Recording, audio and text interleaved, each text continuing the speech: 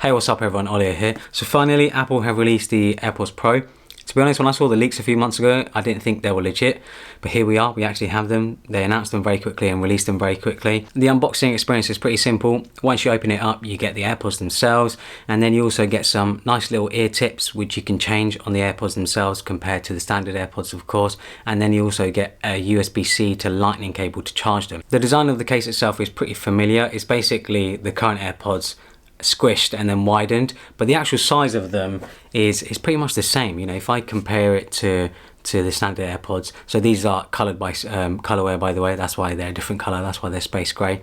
But yeah, if you put them side by side, you can see there isn't too much of a size difference. They're pretty much the same size. Of course, the AirPods Pro are a little bit bigger, and once you open the case like I have here, it automatically pretty much pairs to your iPhone if you have your iPhone nearby. The pairing process is super simple, super fluid. It's just like the old AirPods, and I really like how Apple has simplified this process without having to go into settings or anything. You can just do it right there and then when you open the case. The earbuds themselves, of course, have an all new design. They don't really look anything like the current ones. The stem itself is a little bit shorter.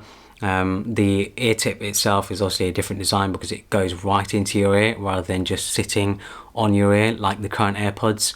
There is a grill on them as well for air to pass through, and there's a couple of microphones and sensors as well. So if I put them in,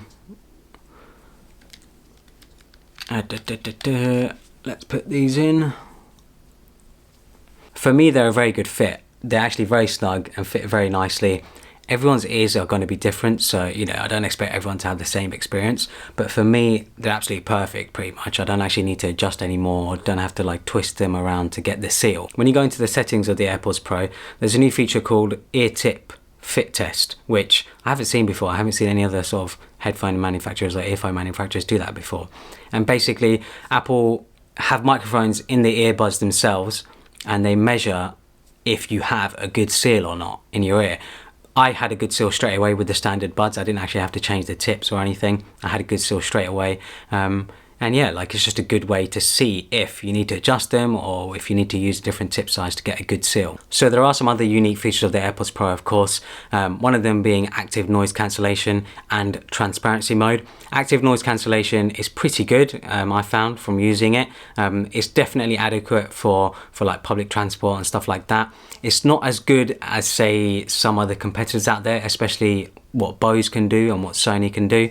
But for everyday use, I don't really see a problem with it. You know, I think it's actually really good for what you get. So with the current AirPods, you obviously had to tap them to do things like play and pause, activate Siri, things like that.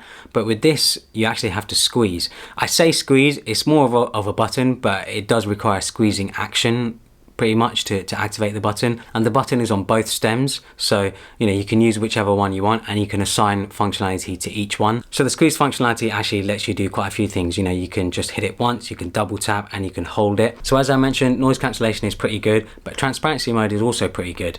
You know, with transparency mode, you can hear the outside world. So I could see this being very useful if you're walking along in public, if you're walking down a road, a street or whatever, and you just need to stay aware of your surroundings and traffic and things like that. That's where transparency mode will be very useful. You can also just use it to listen in conversations or whatever else. So yeah, transparency mode is pretty good. It's not like other transparency modes that I've used where it feels like it amplifies everything around you. The transparency mode in this feels very natural, actually. It's the most natural that I've come across. It's just the noise cancellation, you know, I think it could be better. They're also sweat and water resistant, not waterproof, so you don't want to be submerging them in water or anything like that. But that's perfect for the gym. You know, if you're someone who uses their AirPods at the gym, these will be brilliant. I use my AirPods at the gym the most, so having these will actually be very useful, especially because they stay in my ear much better and they fit much better. And with the noise cancellation, I can isolate my music, my podcast or video or whatever I'm watching from the gym music and all the other noise that you get from working out in a gym environment. When it comes to sound quality, I'd say it's satisfactory. I feel like that's the best way to say it, really.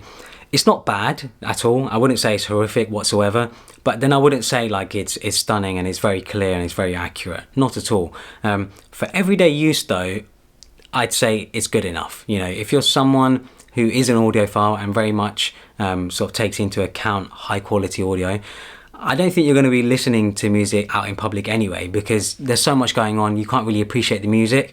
And I think AirPods are brilliant for that sort of environment where, you know, you're doing stuff, you're carrying out everyday tasks, you're going to work, you're commuting or whatever. That's where these would excel, because you're not really going to get the best sound quality in those sorts of environments.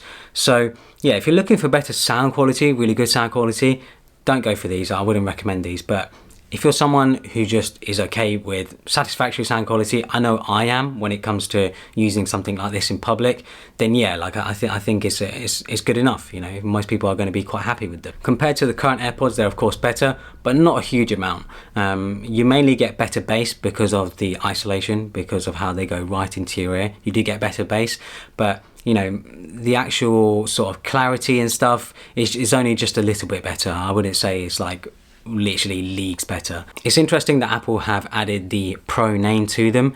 You know, they are quite a bit expensive, you know, compared to the current AirPods, which you can get for $159. These are going for $249, so there's quite a big price jump there. And the main features you're getting, which I guess Apple consider Pro, are noise cancellation, transparency, and of course the newer design, so you have better noise isolation and better sound quality. But other than that, I don't think there is much else pro about these earbuds, about the AirPods Pro. The battery life as well is more than adequate. You know, you get 4.5 hours with noise cancellation active, and you also get obviously an additional 24 hours when you charge them in the case. So, you know, for travel and stuff, these are just fantastic. They'll be brilliant. And because of the size of them, you can fit them pretty much anywhere. So yeah, I will have a more in-depth review in a couple of weeks, sharing my thoughts, more long-term usage, and whether I think they're really worth the price tag that they have. But if you guys enjoyed this video, follow me on Instagram and Twitter, subscribe for more, and thanks for watching.